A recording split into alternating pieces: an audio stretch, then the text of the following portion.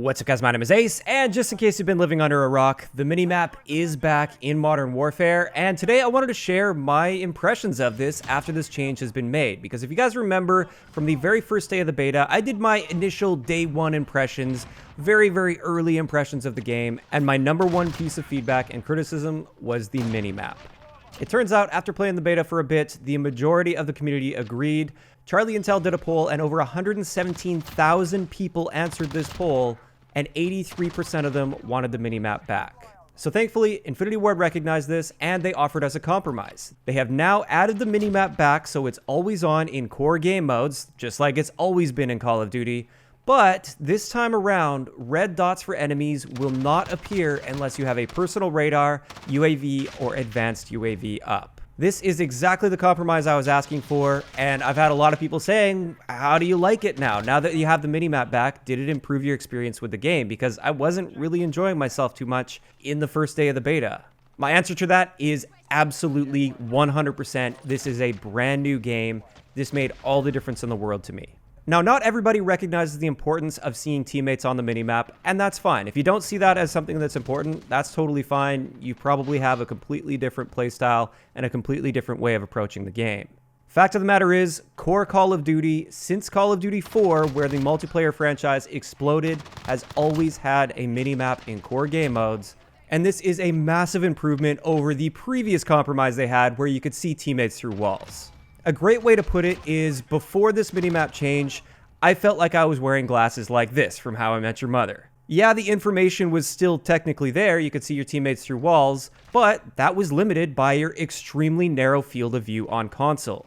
Therefore, if I heard something beside me or behind me, anywhere out of my field of view, I either had to turn around to check to see if that's friendly or enemy, or I had to make a gamble and just guess that it was a friendly. For me, and for a ton of other players that are traditionally a bit more aggressive and they want to move around the map, they weren't moving around the map as much. You could see in my early gameplays, I wasn't moving around the map as much because that wasn't the playstyle that was encouraged and rewarded. Now that we have that minimap back, even though it's just showing teammates, that's all I need to make decisions on the fly. That's all I need to feel confident about making big picture decisions, making plans, and executing on those plans. Previously, without the minimap, I was playing in a reactionary sort of a way because that was the way that was rewarded. Now I really feel like I can move around the map, and this is awesome. So for those people saying, like, is it enough or do you really need those dots on the map? For me, I am perfectly content with this compromise. I don't need those red dots. I've been saying it this whole time. It's not about the dots. It's about teammate positioning.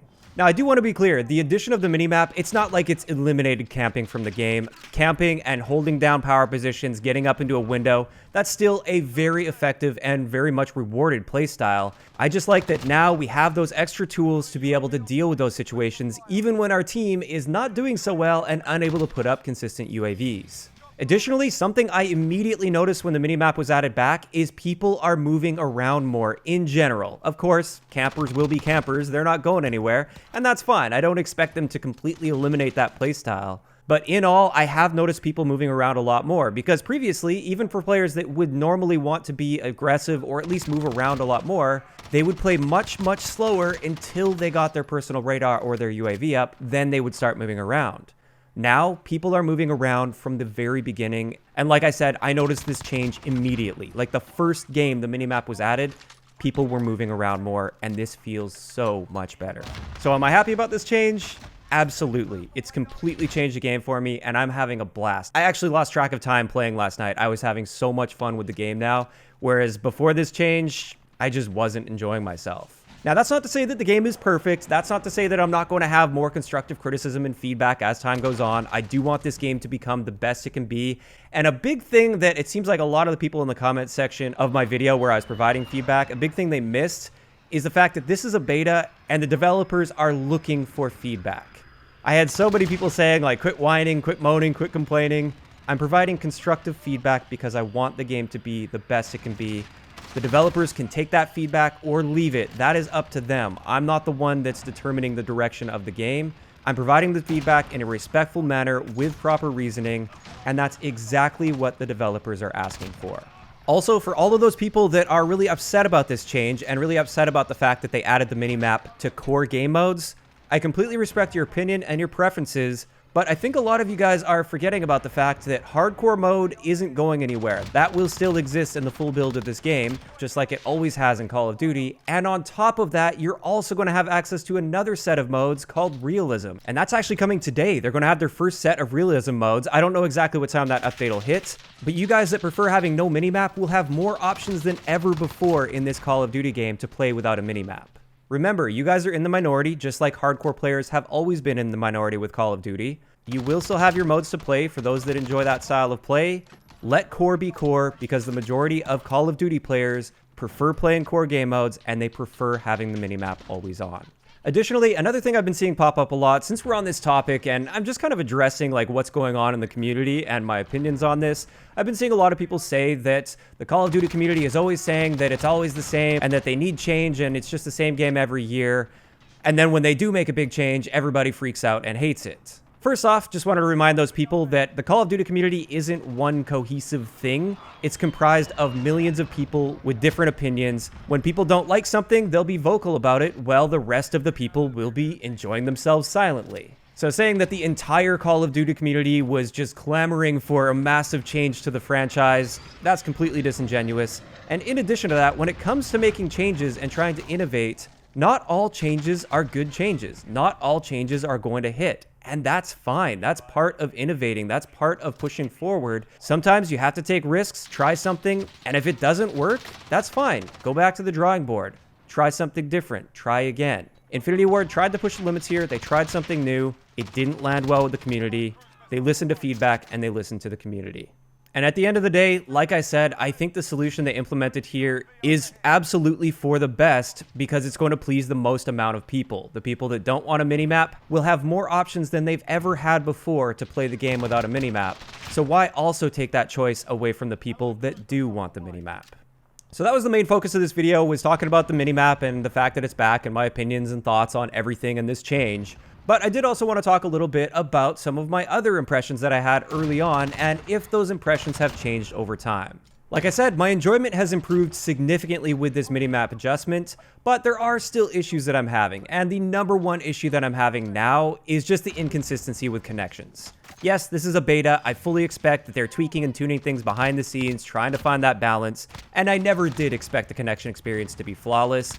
But it still has to be said that when this game's connection is bad, it is practically unplayable for me. But on the other end, when it's good, it's amazing and it feels great and I have such a good time with it and I'm really enjoying myself. So I fully expect that things will level out over time, but I still wanted to express my concern in this area. It's not perfect. I'm still struggling in this area and I'm just looking forward to the point where they finally get this stuff settled out. Next up, one of the big things I was saying in my initial impressions video is a lot of my impressions have to be kept on hold until the level cap increases and we get more access to different perks and attachments.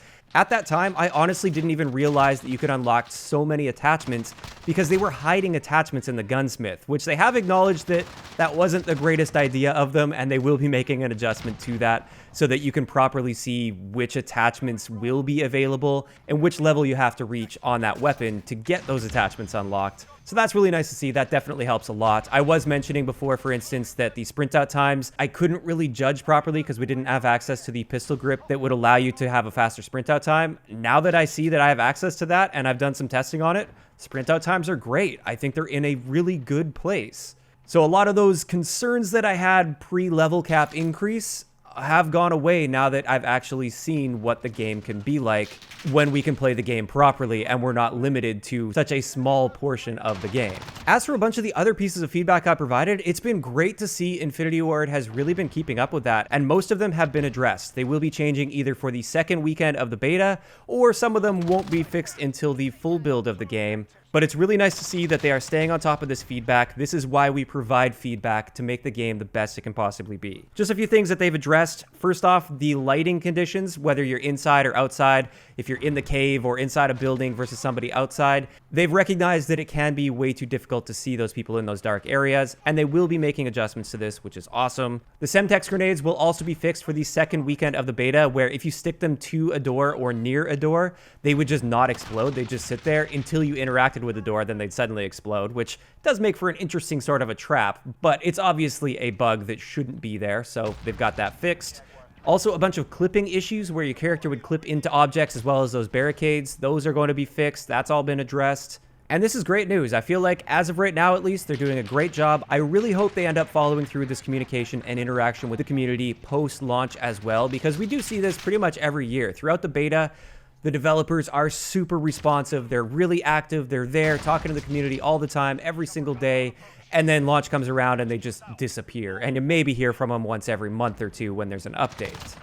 I'm hoping that's not going to be the case. Of course, I don't expect them to have constant communication every single day after the game goes live. That's just unrealistic. But hey, if they can check in once a week or once every 2 weeks and just check in, address community feedback, address what's going on with the game at that moment, that would be awesome to see, and I really hope they stick with that.